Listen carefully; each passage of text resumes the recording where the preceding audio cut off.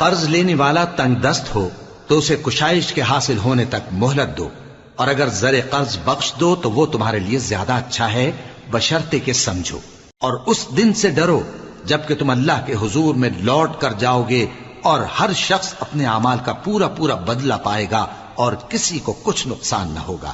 مومنو، جب تم آپس میں کسی میعاد معین کے لیے قرض کا معاملہ کرنے لگو تو اس کو لکھ لیا کرو، اور لکھنے والا تم میں کسی کا نقصان نہ کرے بلکہ انصاف سے لکھے۔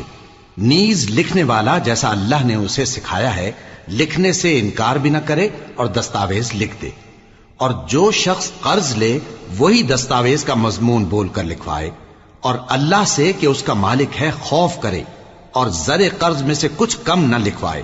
اور اگر قرض لینے والا کم عقل یا ضعیف ہو یا مضمون لکھوانے کی قابلیت نہ رکھتا ہو تو جو اس کا ولی ہو وہ انصاف کے ساتھ مضمون لکھوائے،